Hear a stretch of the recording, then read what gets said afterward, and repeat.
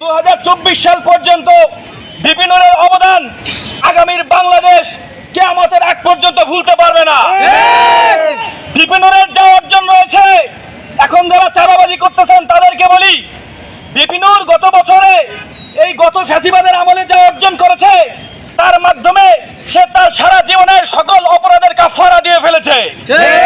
ব্যক্তিগত পর্যায়ে বিপিনুরের অপরাধ থাকতে পারে, তিনি মানুষ, ফেরেশতা নন, কিন্তু আপনারা বিপিনুরকে এইভাবে আক্রমণ করতে পারেন না।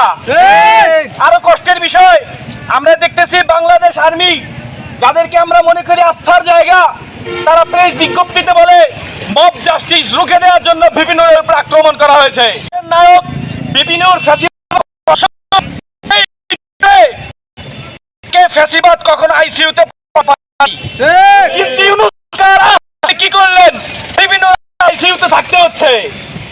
আমরা নতুন বাংলাদেশ গড়ার স্বপ্ন দেখছি, যখন হচ্ছে বাংলাদেশ থেকে মানুষ রাজনীতির মুখ ফিরিয়ে নিচ্ছে, তখন এই বিপিনুরি নতুন ছাত্ররা, তরুণরা বাংলাদেশ গঠনের জন্য স্বপ্ন দেখিয়েছে, উদ্বুদ্ধ করছে মাঠে নামার জন্য। এটা আমাদের বাংলাদেশের উপর আঘাত, আমাদের ছাত্রদের উপর আঘাত, নতুন রাজনৈতিক বন্দোবস্তের উপর আঘাত। এই রাজনৈতিক বন্দোবস্তকে চিরতরে বাংলাদেশ থেকে নিঃশেষ করে দেওয়ার জন্য এই আক্রমণ।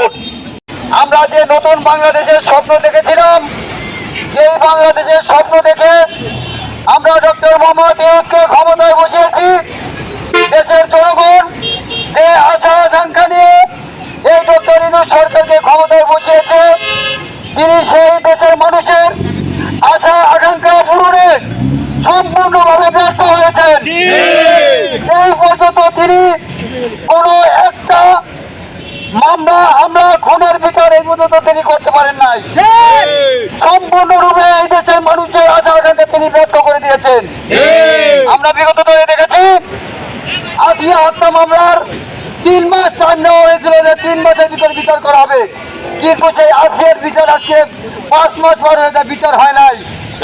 একটা অ্যাডভোকেটকে রাস্তার উপরে নির্মমভাবে ইট দিয়ে মেরে ফেলা হয়েছে, তার বিচার হয় নাই।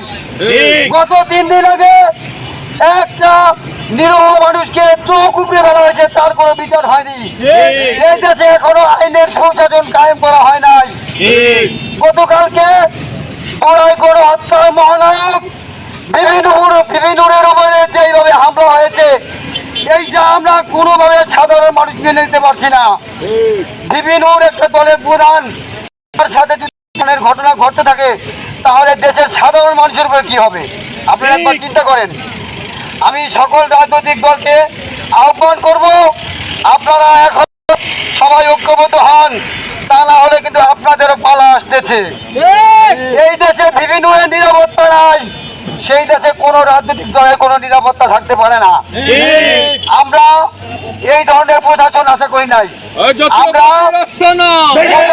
জুলাই গণ অভ্যুত্থানে যারা নায়ক ছিল তাদেরকে ভিলেন বানানো হচ্ছে, এটা ছাত্ররা এবং ছাত্র জনতা কেউ মেনে নেবে না। আমরা চাই যারা গতকালকে হামলা করেছে, যেই সেনা কর্মকর্তা এবং প্রশাসনের যে ভাইরা ছিল, তাদেরকে অতি দ্রুত আইনের ব্যবস্থা করে তারা কেন করছে এটার মূল ব্যাখ্যা তাদের থেকে নিয়ে তাদের অতি দ্রুত বিচার করা হোক। আর আগামীতে, আজকে নুরু ভাইয়ের উপরে হামলা হয়েছে, আগামীকালকে আমার উপরে হবে, এরপরে সাজিদ আলমের উপরে হবে, হাসনাতের উপরে হবে। কারণ যারাই জুলাই গণ অভ্যুত্থানে নায়ক ছিল তাদেরকে ভিলেন বানানো হচ্ছে। আমরা ছাত্র এবং জনতার পক্ষ থেকে বলতে চাই, তাদেরকে ভিলেন না বানিয়ে নায়কের অবস্থায় রাখুন, তাহলে এই দেশ ভালোভাবে চলবে ইনশাআল্লাহ।